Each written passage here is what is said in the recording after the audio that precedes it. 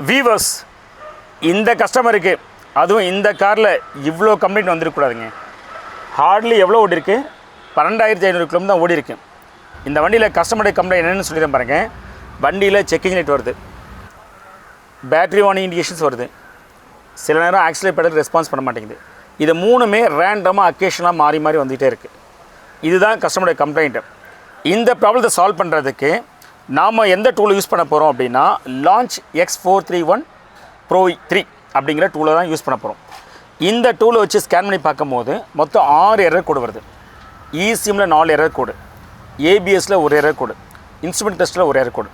இப்போ இந்த எரர் கோடுக்கு அகெயின்ஸ்டாக நம்ம ஆக்ஷன் எடுத்தோம் அப்படின்னா, eSIMல வர 4 எரர் கோடுக்கு வெஹிக்கிள் ஸ்பீட் சென்சார் அதை மாற்ற வேண்டியது இருக்கும்.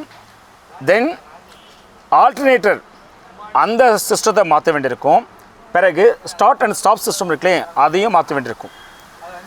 ஏபிஎஸ்சில் போனீங்கன்னா ஏபிஎஸ் கண்ட்ரோல் மாடல் மாற்ற வேண்டியிருக்கும். இன்ஸ்ட்ருமெண்ட் கிளஸ்டர் போனீங்கன்னா அதில் கம்யூனிகேஷன் எரர், இன்ஸ்ட்ருமெண்ட் கிளஸ்டர் மாற்ற வேண்டியிருக்கும். ஸோ இவ்வளோ மாற்றினா டாட்டா பஞ்சில் இந்த காரில் எவ்வளோ செலவு வரும்னா, கண்டிப்பாக வந்து பார்த்தீங்கன்னா ஒரு 1.5 lakhs கிராஸ் பண்ணுறேங்க.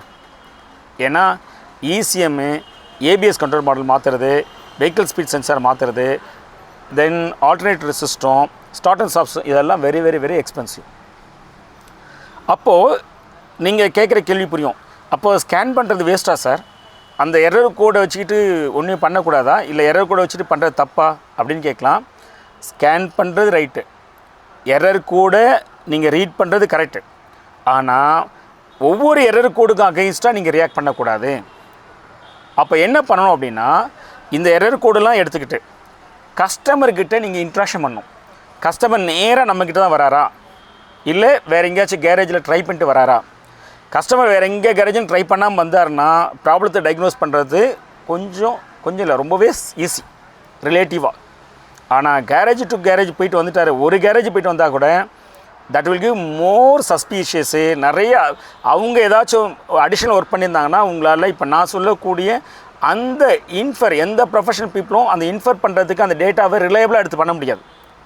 என்ன டேட்டானா, இப்போ கஸ்டமர் என்கிட்ட சொன்ன டேட்டானா, சார் இது எல்லாம் வந்து பார்த்தோன்னா ஒன்றா தான் வந்துச்சு அப்படின்னு ஒரு டேட்டா சொன்னார் இல்லையா, அந்த டேட்டா ரொம்ப ரொம்ப முக்கியம். ஒருவேளை வேறு கேரேஜில் போயிட்டு வந்ததுன்னா அந்த இன்ஃபர்மேஷன் எல்லாம் மாறிடும்.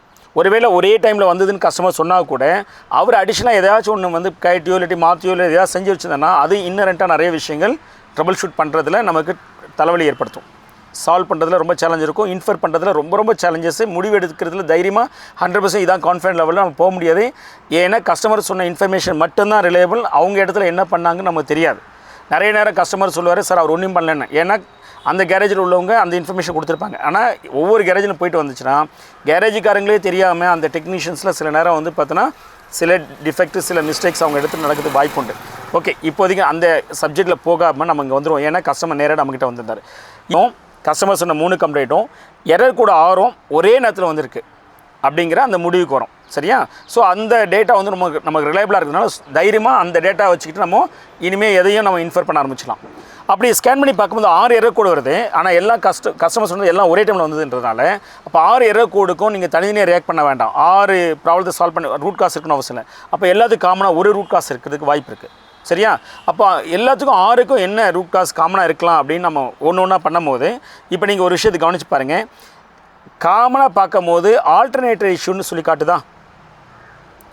அப்போ ஆல்டர்னேட்டர் இஷ்யூனா என்னத்தும் பேட்ரி சார்ஜ் ரீசார்ஜ் சம்மந்தப்பட்டது. அப்போ ஆல்டர்னேட்டர் ஃபால்ட்டு இல்லை பேட்ரி ரீசார்ஜ் இது ரிலவெண்ட்டாக வந்துடுதா? அடுத்தது நீங்கள் பார்த்தீங்கன்னா ஏபிஎஸ்சில் பார்த்தீங்கன்னா பேட்ரி வோல்டேஜ் த்ரெஸ்ட் லெவலோட கம்மியாக இருக்குன்னு சொல்லி காட்டுது. அப்படின்னு அர்த்தம் அந்த ஏபிஎஸ் கண்ட்ரோல் மாடலுடைய அதுக்கு வரக்கூடிய பவர்ஸ் வந்து பார்த்தீங்கன்னா அதனோட த்ரெஸ்ட் லெவலோட கம்மியாக போயிருக்கு, அதுக்கு இன்புட் போயிருக்கு. அதனால தான் அது வந்து ஃபங்க்ஷன் ஆகலை, இந்த எரர் கோட் காட்டுது. அப்போ இதுக்கும் கோரிலேஷன் பண்ணி பார்த்தா பேட்ரி காட்டணுங்களா? அடுத்தது உங்களுக்கு பார்த்தீங்கன்னா இந்த இன்ஸ்ட்ருமெண்ட் கிளஸ்டரில் கம்யூனிகேஷன் எரர்னு சொல்லி காட்டுது இல்லையா? இந்த கம்யூனிகேஷன் எரருக்கு நிறைய காரணங்கள் இருந்தாலும் ஒன் ஆஃப் த ரீசன்ஸ் வந்து பார்த்தீங்கன்னா பேட்டரி டவுன் ஆனாலும் கம்யூனிகேஷன்ஸ் வந்து எரர் வரும். சரிங்களா? ஸோ இதையும் கனெக்ட் பண்ணியாச்சா? என்ஜின் கண்ட்ரோல் மாடலில் உங்களுக்கு ஒரு எரர் கோடு காட்டும். Vehicle speed sensor range performance அந்த வெஹிக்கிள் ஸ்பீடுக்கு ரிலவெண்ட்டாகவே 2 எரர் கோடு காட்டும். இப்போ இதையும் நீங்கள் கனெக்ட் பண்ணலாம். என்னென்னா வெஹிக்கிள் ஸ்பீடுங்கிற இந்த சென்சாரு வந்து பார்த்தீங்கன்னா ஹேண்டில் பண்ணக்கூடியதுன்னு கேட்டால் ஏபிஎஸ். அப்போ ஏபிஎஸ்ஸே பேட்டரி டவுன் ஆனப்போ ஒர்க் பண்ணல அப்படின்னா அப்போ வெஹிக்கிள் ஸ்பீடு டேட்டாவை அந்த ஏபிஎஸ்ஸால் ரீட் பண்ணியிருக்க முடியாது. ரீட் பண்ண முடியாதனால ஏபிஎஸ் என்ஜின் கண்ட்ரோல் மாடலுக்கு அந்த இன்ஃபர்மேஷனை பாஸ் ஆன் பண்ணியிருக்காது. அப்போ engine control model pass on பண்ணாதனால அது என்ன பண்ண வெஹிக்கிள் ஸ்பீட் சென்சார் இஷ்யூன்னு சொல்லி காட்டுது. சரியா? அப்போ ஏபிஎஸ் ப்ராப்ளத்தை சால்வ் பண்ணால் உங்களுக்கு வெஹிக்கிள் சென்சார் அந்த circuit vehicle speed sensor circuit problem solve ஆகிடும். அதுக்கு அடுத்தது வந்து பார்த்தீங்கன்னா engine engine stop and start system இருக்கு இல்லையா, அதுவுமே வந்து பார்த்தீங்கன்னா பேட்டரி கனெக்டட் தான். இப்போ பேட்டரி வீக்காக இருந்துச்சுன்னா அந்த சிஸ்டமும் ஒர்க் பண்ணாது. அப்போ நீங்கள் எல்லாத்தையும் கனெக்ட் பண்ணி பார்க்கும்போது இது எல்லாமே வந்து பார்த்தீங்கன்னா காமனாக வந்து செய்கிறது வந்து பார்த்தீங்கன்னா வோல்டேஜ் இஷ்யூவில் வந்து சேருது. அப்போ வோல்டேஜ் கம்மியாக சில நேரம் வந்து ஃப்ளக்சுவேஷன் ஆகும்போது லோவில் போயிடுதுன்னு அர்த்தம். ரேண்டமாக வருதுன்னா என்ன அர்த்தம்னா எப்பாச்சும் ஒரு டைமு ரொம்ப லோ வோல்டேஜில் போயிடுது. சரி, இப்போ இந்த லோ வோல்டேஜ் போகுது அப்படின்னா எய்தர் பேட்டரி வீக்காக இருக்கணும், இல்லை ஆல்டர்னேட்டர் வீக்காக இருக்கணும், இல்லை எங்கேயாச்சும் ஷார்ட் சர்க்யூட் உருவாக்கணும். சரியா? ஷார்ட் சர்க்யூட்டுங்கிறது ஜென்ரலாக வந்து பார்த்தோன்னா மேன்மேட் டிசாஸ்டராக தான் இருக்க முடியும். அது நேச்சுரலாக ஜஸ்ட் லைக் வராது. இந்த கஸ்டமர் நேரடியாக நம்மக்கிட்ட கொண்டு வந்தனால நம்ம இந்த ஷார்ட் சர்க்யூட்டுங்கிற விஷயத்தை எடுத்துட்டோம், முடிஞ்சு போச்சு. அதுக்கப்புறம் இருக்குது alternator recharge, again battery complaint. அதுக்கு தான் நம்ம என்ன பண்ணுறோம், இதை கம்ப்ளீட்டாக நம்ம இந்த அட்வான்ஸ் டெக்னாலஜி டூல் வச்சு ஸ்டடி பண்ணி பார்க்கும்போது ஆல்டர்னேட்டர் ரீசார்ஜ் சிஸ்டத்தை நம்ம பார்க்கும்போது அதில் எதுவும் பெருசாக அப்னார்மாலிட்டி இல்லை. அது எல்லாமே அந்த அலோவபிள் லிமிட்டுக்குள்ளே தான் ரன் ஆகிட்டுருக்கு. அப்போது இன்பிடிவில் நம்ம வந்து பேட்டரியோட சிஸ்டத்தை நம்ம மானிட்டர் பண்ணும்போது பேட்டரியோட சிஸ்டம் ரொம்ப டவுன் ஆகுது ஸ்டார்ட் பண்ணும்போது சில நேரம். அப்படி பேட்டரி ரொம்ப டவுன் ஆகிறதுனால தான் என்ன ஆகுதுன்னா உங்களுக்கு எல்லா கண்ட்ரோல் மாடலும் அதுக்கான பவர் இன்புட்டை சென்சாருக்குமே பவர் வேணும், அதுவும் இல்லாமல் என்னால் ஒர்க் பண்ண முடியாமல் போயிடுது. இப்போ இந்த வண்டியை பொறுத்தவரை நம்மளோட ரூட் காஸ் ப்ரெசைஸாக சொல்லப்போனால் பேட்ரி வீக்காக இருக்குது.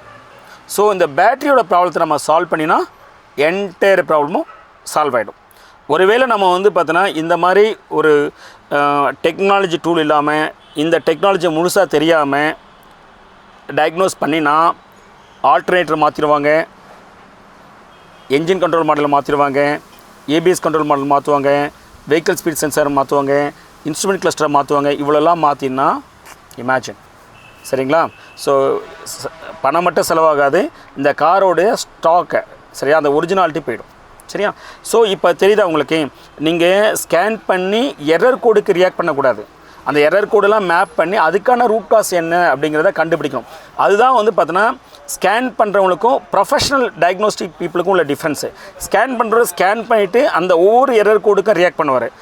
ப்ரொஃபஷனல் டயக்னோஸ்டிக் பர்சன் வந்து இந்த எரர் கோடு எல்லாத்தையும் வச்சுக்கிட்டு கஸ்டமர் சொன்ன கம்ப்ளைண்ட்டை வச்சுக்கிட்டு அது எல்லாத்தையும் மேப்பிங் பண்ணி இந்த டெக்னாலஜி முழுசாக தெரிகிற பட்சத்தில் கண்டிப்பாக வந்து பார்த்தீங்கன்னா ரூட் காஸ் கண்டுபிடிச்ச முடியும். இப்போ நான் அந்த வீடியோவில் இதெல்லாம் சொன்னதுனால ஏதோ நான் தான் வந்து பார்த்தீங்கன்னா உலகத்திலேயே நான் தான் ப்ரொஃபஷனல் டெக்னாலஜி பர்சனு, என்னை விட்டால் உங்களுக்கு ஆளே கிடையாது அப்படிங்கிறது அது அர்த்தம் இல்லை. எந்த பர்சன்கிட்ட வேணாலும் நீங்கள் வந்து டயக்னோஸ் பண்ணலாம். பட் மோஸ்ட்லி நீங்கள் செய்ய வேண்டியது 3 விஷயம். You should identify right professional technology person. சரியா? Second, whether does you have வந்து பார்த்தீங்கன்னா டெக்னாலஜிக்கல் டூல். 2, 3வது நீங்கள் கேரேஜாக போயிட்டு போகக்கூடாது. போகும்போதே ரைட்டான அந்த ப்ரொஃபஷனல் பர்சன்கிட்ட போயிட்டீங்கன்னா ப்ராப்ளத்தை சால்வ் பண்ணிடலாம். இந்த 3ல் ஏதாவது ஒரு தவறு பண்ணால் கூட உங்களுடைய காரை நீங்கள் வந்து பார்த்தீங்கன்னா ஒரிஜினாலிட்டியை டேமேஜ் பண்ணுறீங்க, வெரி எக்ஸ்பென்சிவ் ஆகும், லேட்டஸ்ட் ஸ்டேஜில் அது ரீஸ்டோர் பண்ண முடியாமல் கூட போயிடும். சரிங்களா? இப்போ உங்களுக்கு இந்த காரோட டெக்னாலஜி எப்படி ப்ரொஃபஷனல் டயக்னோஸ் பண்ணணும் அப்படிங்கிறது எல்லாமே உங்களுக்கு புரிஞ்சிருக்குன்னு நினைக்கிறேன். நம்ம சேனலை இன்னும் நீங்கள் சப்ஸ்கிரைப் பண்ணலாம். Please subscribe. தேங்க்யூ.